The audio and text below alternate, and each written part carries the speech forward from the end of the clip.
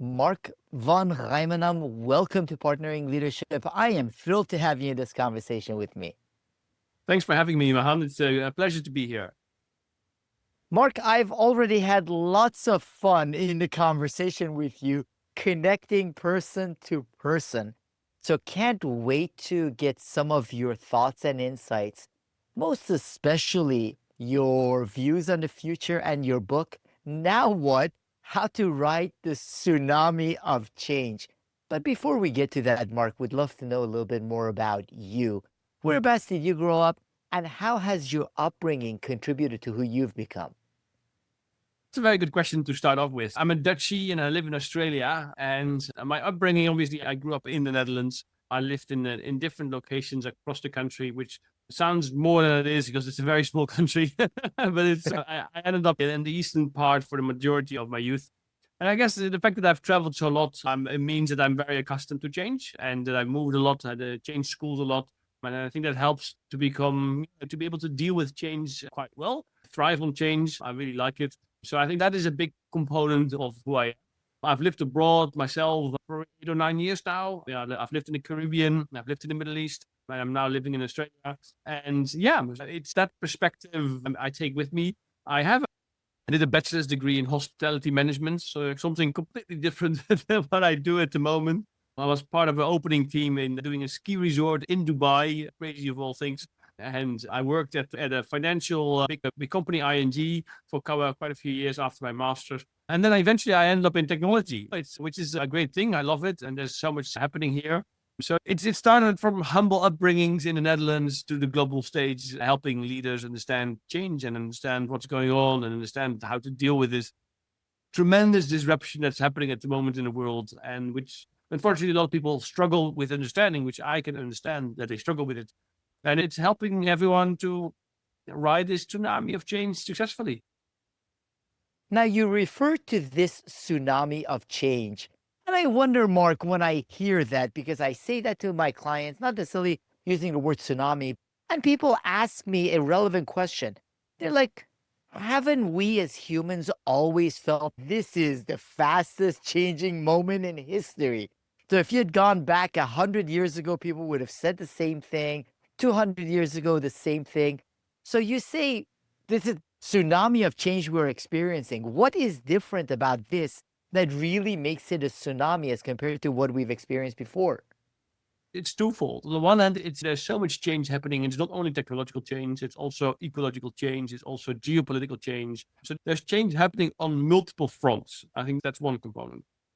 Then if we dive into the technological perspective, which is my expertise, we have all these technologies that are converging, because it is not just AI. The narrative in the media is all about AI, but it's not just AI. We have robotics coming, we have brain-computer interfaces coming, we have spatial intelligence coming, we have blockchain, we have synthetic biology allowing us to create life from scratch, we have quantum computing coming, we have 3D printing coming.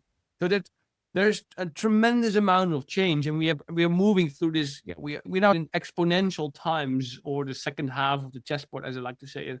And that's obviously I wasn't alive 200 years ago, but that is sort of this convergence of these technologies that are all powering each other, and that is driving this tremendous amount of change. And if I am on a long haul flight anywhere to around the world to help a client, and I don't have internet, by the time I land, I'm out of date. And that is not a joke. That's just the reality of it.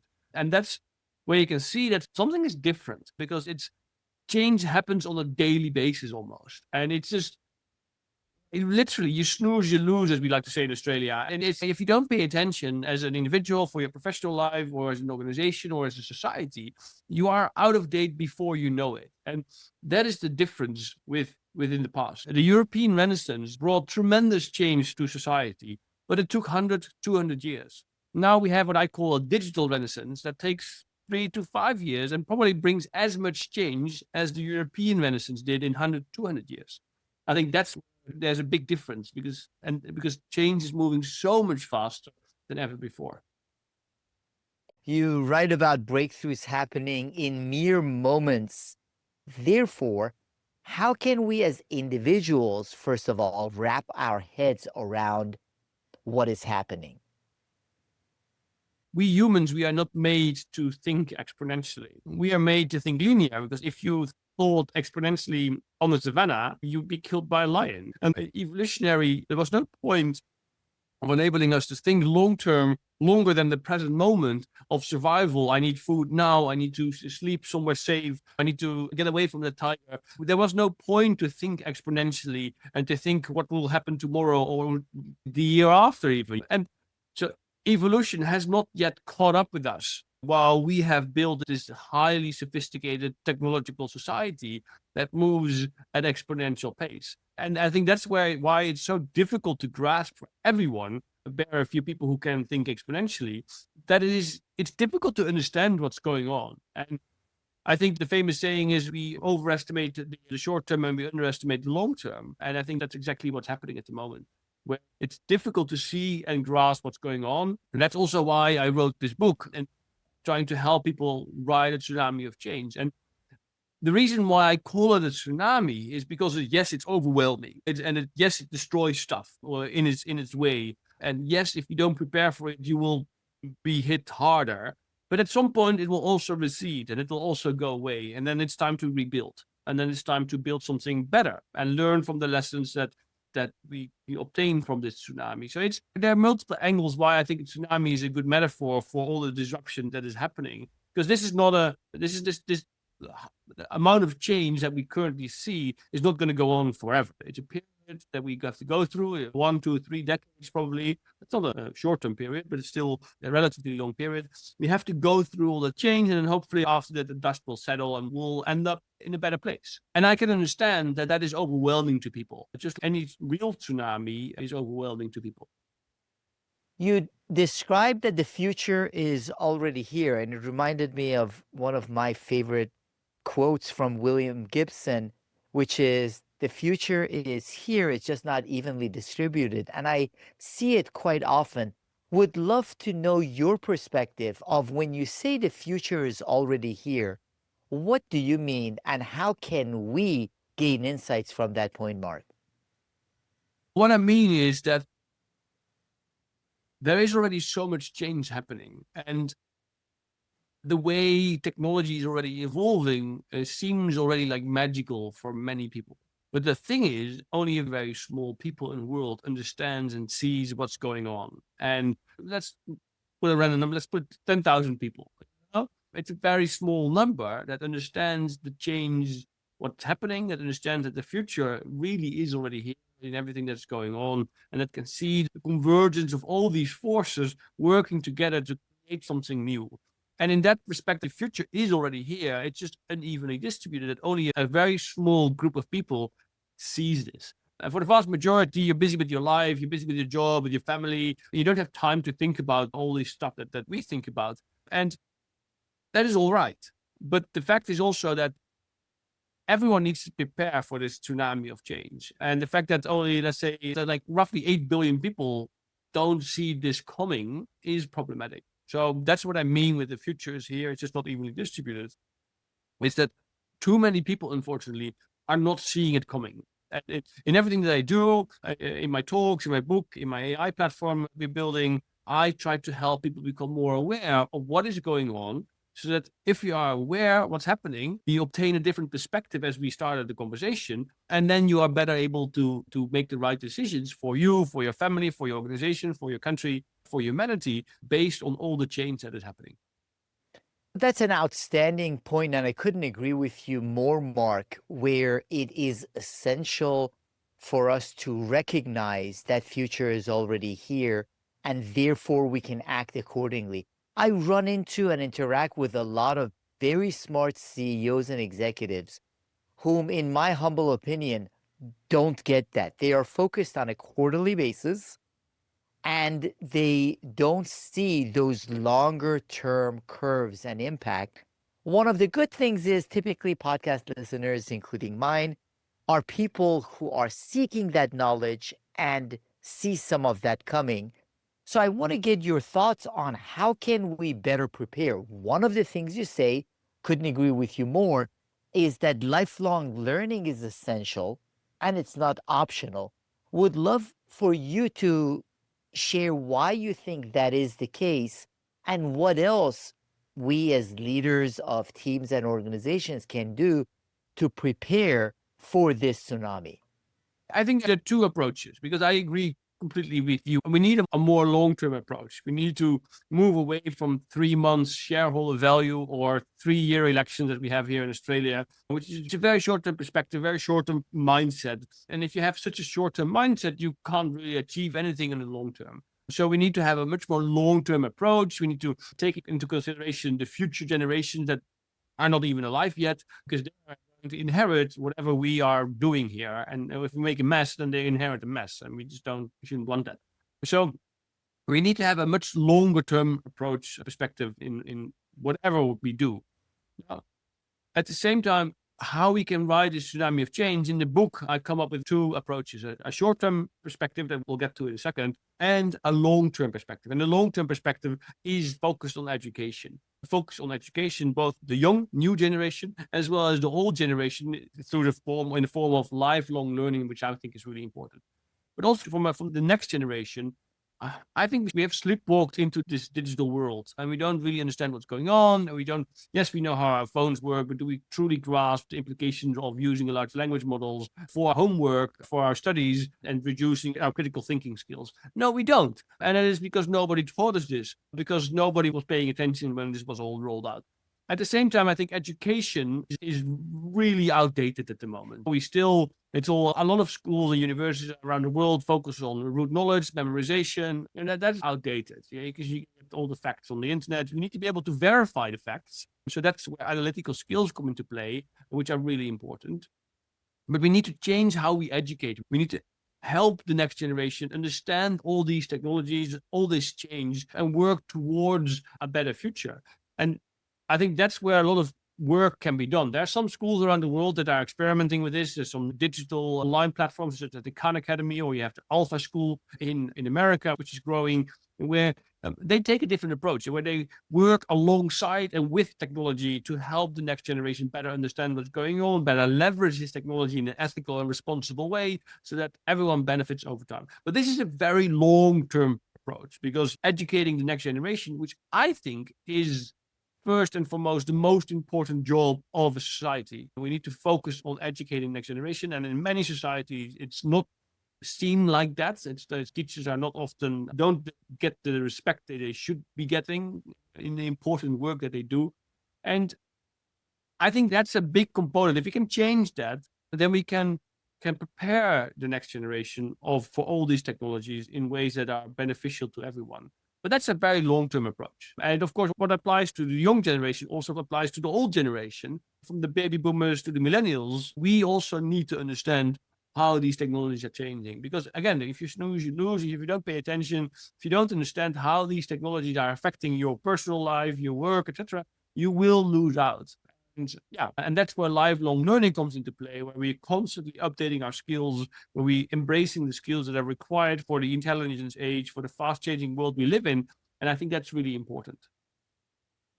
Just so I understand a couple of perspectives a little bit more, Mark, I agree with you that we need to rethink education. As I mentioned to you, I have two teenage girls. One of them just finished high school, going to college. Another one is in high school. And I can't imagine the things that they are still being asked to memorize and they're tested on. However, those are the test results that determine whether they get into one college versus another. And then in college, the same pattern repeats, and that determines still what jobs people get. So, changing those systems, there are a lot of barriers, vested interests that are part of those systems. And I understand the alpha schools and the Khan academies of the world, but those are on the margins rather than dealing with the masses.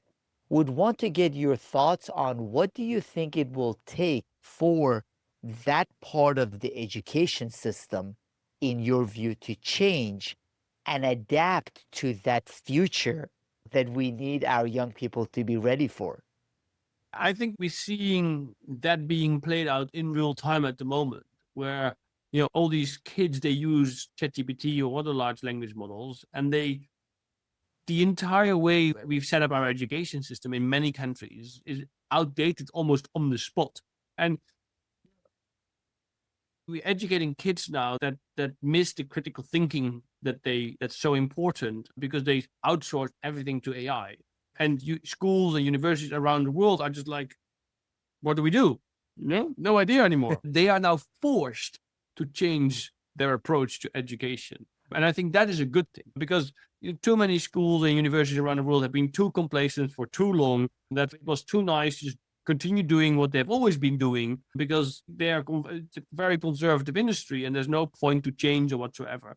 They are forced to change right now. And I think that's a good thing. That they got a slap in the face and they have to wake up now. And the question is, how will they deal with this change? And some schools and universities will deal with this better than others. And that's where some schools will become winners and some schools will become losers if they don't understand how to integrate this technology into their educational programs. And I think it's a good thing. As Winston Churchill said, you never never let a good crisis go to waste. And I think that's what we see at the moment. The education system is in crisis and they should leverage that.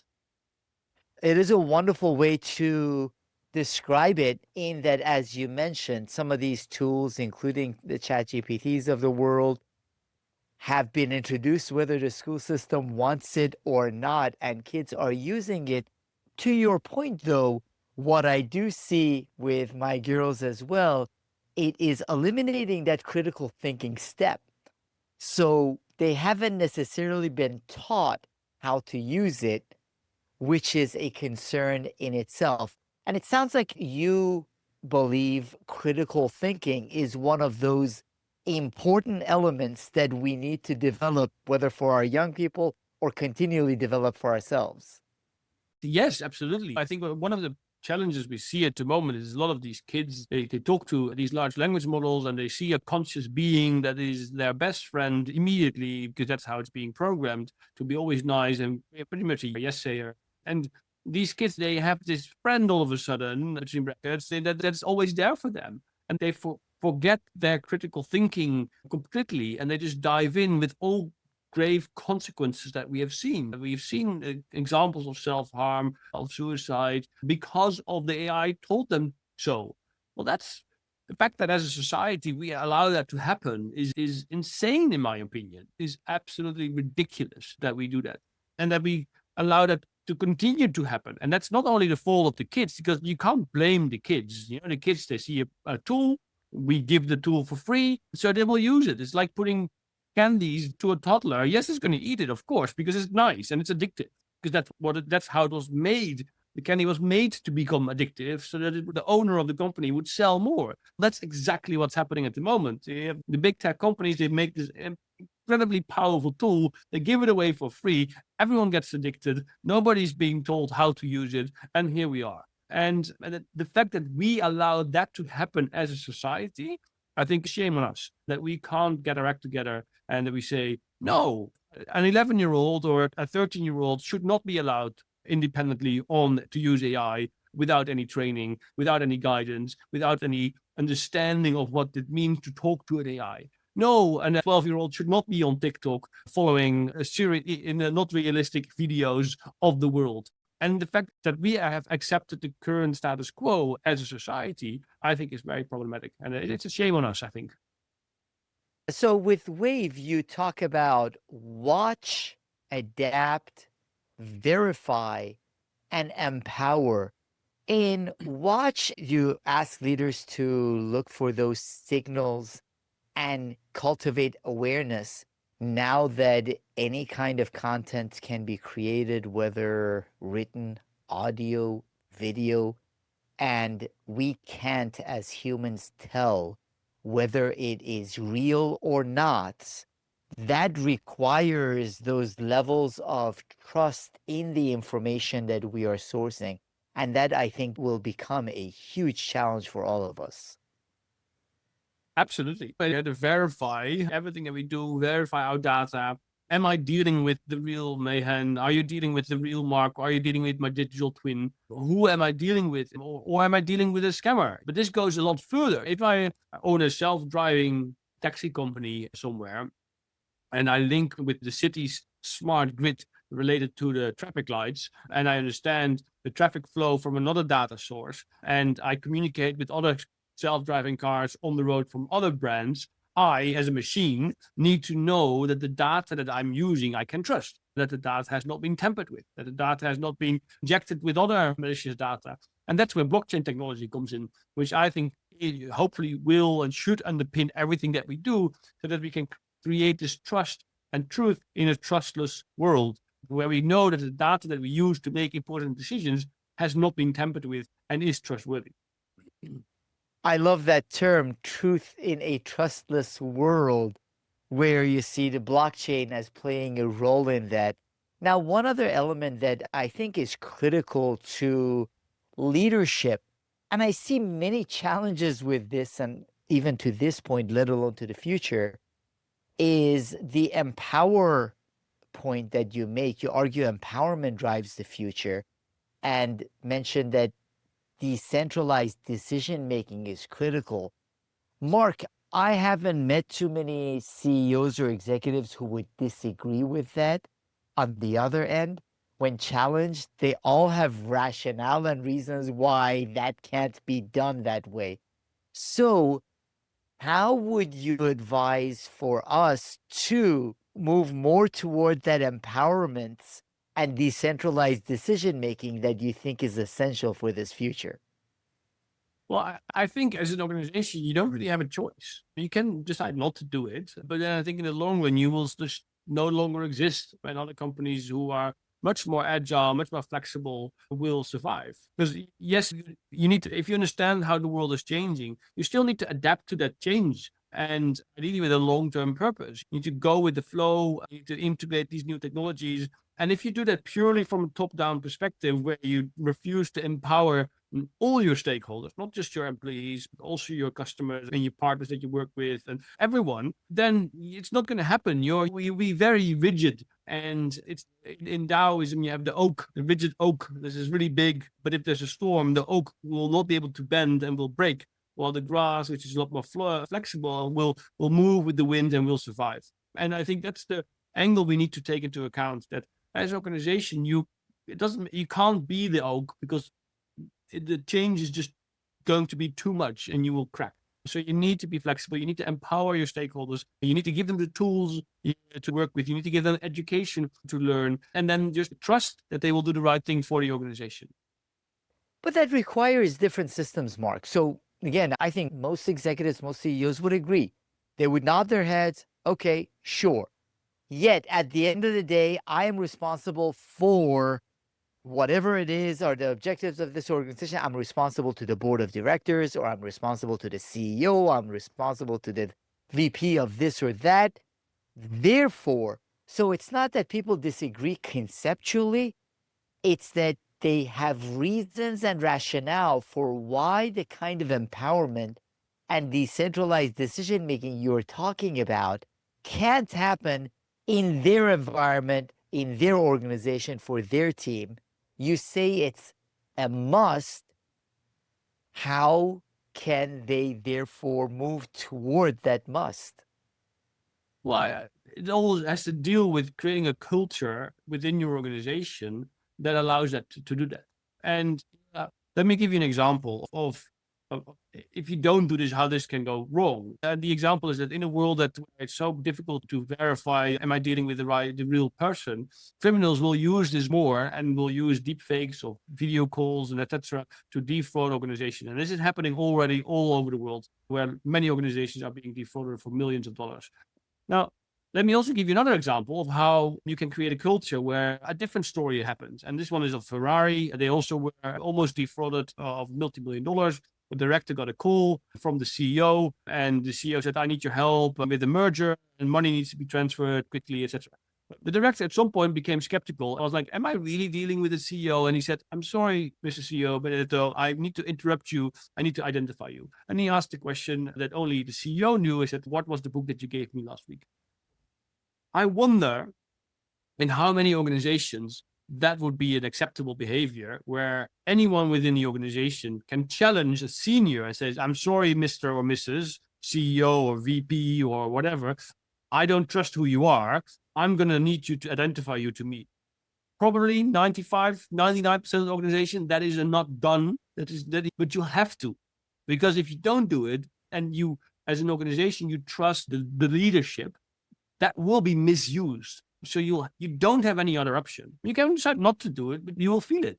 And so that's a really, I think, an example that shows you that you will have to change and you have to empower your culture. And that, yes, it's okay to challenge, not only when it comes to identifying your senior leader, but to challenge to whatever is going on, because the processes that were created years, decades ago might not no longer work in today's world. Same thing as with education that we just discussed. So as an organization, you can decide not to. It's up to you. But yeah, the risk is on you as well then. What a beautiful example, Mark. I absolutely love it. And it goes to your point that you mentioned. You write about the questioning of hierarchies to avoid blind adherence. I think whether it is in our education system, which you refer to, we train kids for blind adherence. The person in front of the room knows best in most instances, therefore, don't challenge. And in organizations, even for leaders that don't consciously do this, there is an element of deference to leadership, deference to positional authority.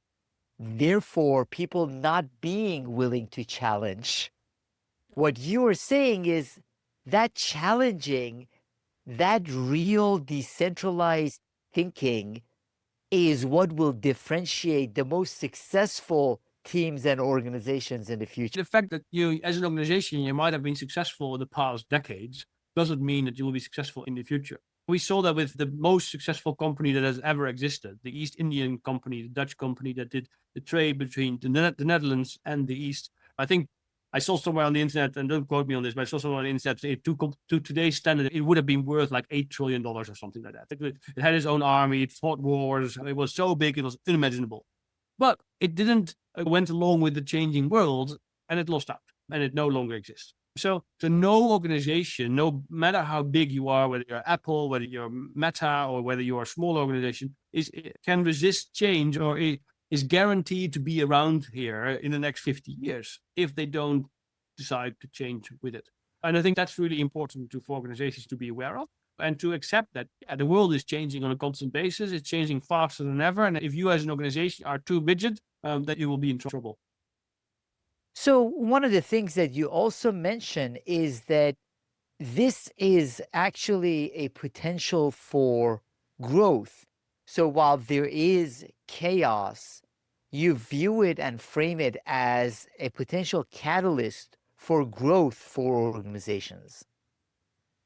Yes, look, for a very long time, I had the perspective of an optimistic dystopian, which is a bit of an oxymoron, but it is very useful in understanding the good, the bad, and the ugly of technology and to find a balanced perspective. But it also veers quite a lot to the negative component. And what I try to do with my Now What book is to have a more optimistic perspective. So I see myself as an architect of tomorrow, helping organizations design and build better futures. And the objective of the book is to have everyone become an architect of tomorrow so that we can all contribute to designing and building a better future. Because I love humanity, I love being alive. So let's build a future that works for all of us. And we have these beautiful technologies, the extremely powerful tools that can improve our healthcare, improve our education system, improve our neighborhood, improve everything that we know of. And so let's use it wisely, and yet let's use it ethically and responsibly to the benefit of all and not just a select few. And I think, I want to give a message of hope with the book. That is possible. Yes, the coming years will be chaotic. There will be so much chaos because there's so much disruption. But we need to embrace that disruption. We need to embrace that change. And we need to be able to see through it that on the other end, if we do it correctly, if we manage to build it all ethically and responsibly, there will be abundance. But we have to go through this first.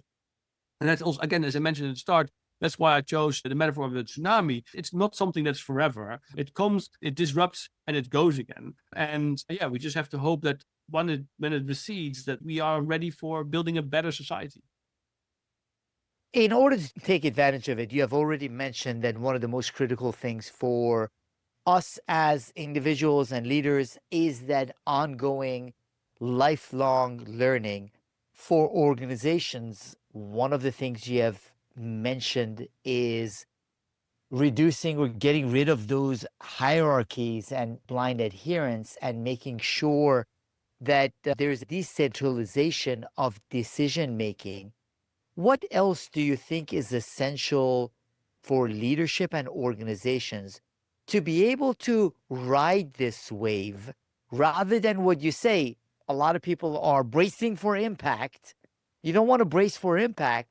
You want to have that optimism that you talk about and act to ride the wave. What else do you see it takes, Mark, to ride the wave? I think there's one really big important component, which is a big message within the book, is that we, on the one hand, we need to achieve a gestalt shift. We need to see the world through a different lens, through a different perspective, that an E can also be an M or a 3 or a W, depending on how you look at it. And in a world that's changing so fast, if we have a current narrow perspective, we will miss a lot of the change that is happening. So that's one component. At the same time, what I also write in the book is I use philosophy, Eastern philosophy, indigenous philosophy, and I look at nature of what lessons we can draw from this. And one of the really important lessons that I describe in the book, and that was based on another book that I read, which is called An Immense World by Edward Young, where he described that every animal, every organism has its own umwelt. And so it sees its world through its own perspective. Whether you're a bat, you use echolocation, or whether you are a bee, you use different approaches, or whether you're a human, we have a very narrow bandwidth of light that we can see. And for us we will never understand what it's like to be a bat, and vice versa. But why I include that is because a lot of us, whether you're an individual, an organization, or society, think that our reality is the reality. And that's just not simply the case. Your reality is completely different from my reality, even that we are in the same reality at the moment in this podcast. You take something completely different away from it than I do. And if we don't understand, and if we don't want to see that your reality or my reality is not the reality, or that the organization's reality is not the reality, or humanity's reality is not the reality, but one in a multitude of realities from all kinds of organisms, etc., then I think we have a very narrow perspective on the world. And in a world that's changing so fast, we need to start to understand that your reality is not the reality. That is a powerful point and a hard one to grasp. It's something that I hope people can sit with because it requires reflection at a time when the world is changing so fast.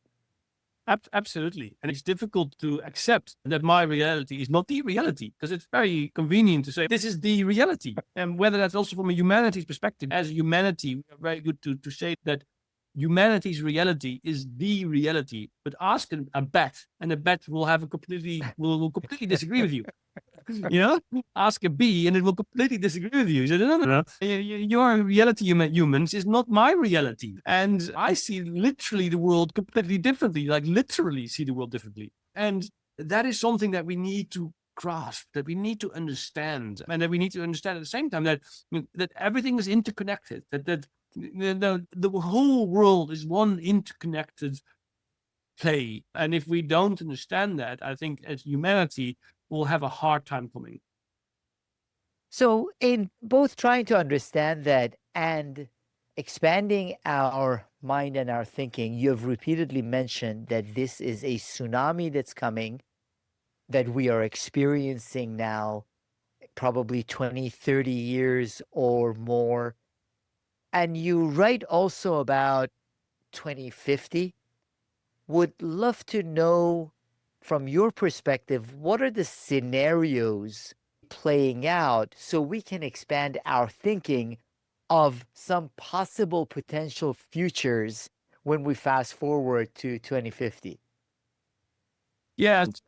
In the book, I do that in two ways. On the one hand, I have a science fiction story in the book and throughout the book. And I do that because I believe in the power of science fiction, and it helps you understand the very intangible, very abstract future. And science fiction makes that tangible. And in my last chapter of the book, without going into many details, I indeed discuss a scenario of 2050 of how the world might look like if we integrate all the lessons that I share in the book, how the world might look like. And that's a world where we can trust again because of the systems that we have created, whether it's our data or how we interact with people. We have a system where we can trust the AI that will be everywhere to work in our best interest, in our organization's best interest, in humanity's best interest, in the planet's best interest. And that is a world that is very fluid and very interconnected, and things change almost on a magical way. It's a very positive scenario because I do believe that we wanna look to the future with hope. Because if we look at the future with doom and gloom, then we might as well quit today. We want to look with the future with a lens of hope. And I do think that if we are able to connect all these technologies and everything that we do in a responsible and ethical way, then the future will be one of hope. And it will be a future of abundance. And it will be an amazing time to be alive. And yeah, I'm very much looking forward to that. There is tremendous potential in each and every one of these technologies. I understand some a little more than others. However, when you talk about AI, spatial intelligence, quantum computing, blockchain, biotech, each and every one of those can transform our world in unimaginable ways, let alone the convergence that you talk about. So the potential is incredible with us understanding what we are in for, setting the right guardrails, working on the right things, including the learning and the critical thinking. So there is a lot of hope for that future. What's, in your view, one thing that leaders should start doing tomorrow morning? So give me, as an organizational leader, as a CEO, as a manager, as an executive, give me advice. What should I do? Read my book as a starting point to start to grasp what's happening and to really understand that the world of yesterday is no longer, and we need to accept that. And then start to watch for signals, start to adapt to your personal and your organizational life, verify everything that you do, and start empowering your organization and your surrounding to work with you to accept, embrace that change. A simple framework, but I think a very powerful framework that you can apply in your personal life as a fresh graduate, as a student, job seeker, but it also applies to a small to medium enterprise or a multinational organization, or even entire countries or humanity as a whole. I think that is something that you can start doing today. And I would argue, don't wait for tomorrow. The best time to start was yesterday. The next best time to start is today. Absolutely. And I find one of the most valuable elements, Mark, of reading a great book like yours is that once we do, then we see more of the patterns and signals in our environment and in our world that normally we would not have picked up. So, one of the reasons I enjoy reading books like yours and these conversations is that I start noticing things and seeing things that other people wouldn't see or wouldn't pick up, not having that knowledge and that framing ahead of time. So I think that is critical. Now, in addition to that, from your perspective, when leaders finish your book and they ask themselves, now what? What do you want their answer to be? Well, I want the answer to be like, yes, I can be an architect of tomorrow. And yes, I will do my part to design and build a better future. I am responsible for that future myself. And I will do so in a way that is in harmony with all beings, both humans and non humans. And I will do so that in harmony with the future generations that are yet to come. And I will do so in a way that is beneficial to all stakeholders. And yeah, I hope that that's something that readers will take away from the book. Yes, it sounds overwhelming, but it's something that we can manage and we can guide, and we are responsible for ourselves. Yes, we can sit in a corner and start crying, but that's not going to bring us anything. So we need to get up, start working, take responsibility to design and build a better future. And who wouldn't want to do that for the next generation and for each other and for humanity? So let's just stop competing and stop living in a zero-sum game and start collaborating to design and build a better future.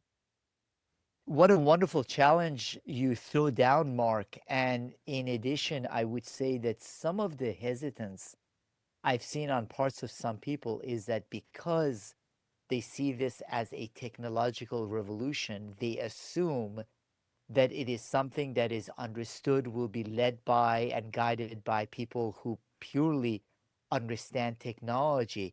While the reality is, it's the people who understand the human values and the critical thinking and a lot of those other elements are the ones that are most critical in creating that hopeful future, not the people who purely understand certain aspects of the technology, which is why a book like yours can help us understand and guide that more hopeful, better future. Absolutely. The humanities is going to be really important in a technological world. So, Mark, for the audience to both find out more about your book and follow your work and your writing, where would you send them to? You can find all information on my website, which is thedigitalspeaker.com. You can find me on the internet. There's only one person in the world that's called Mark van Rijmenam, so it's very easy to find me. You can start using FutureWise, which you can find on futurewise.com without the E in the middle. Reach out on LinkedIn, share my book with others, get others to read, because I think this message is so important that we all need to be aware of what's going on. It is an important message, and I love reading your books because I find they expand my thinking and the potential futures that I can visualize. In that, the smartest futurists, including you that I have spoken to, most of them would say and would admit they don't really know exactly where we are headed. However, they all encourage me and us to expand our thinking and be able to visualize different futures. So, reading a book like yours enables me to visualize those different futures and, with hope, make a difference to making it a reality. So, I really appreciate the conversation with you, Mark, and your book, Now What? How to Ride the Tsunami of Change. Thank you very much for having me. I very much enjoyed it. And I hope listeners understand that, yeah, awareness of whatever is happening at the moment is crucial to design and build a better future.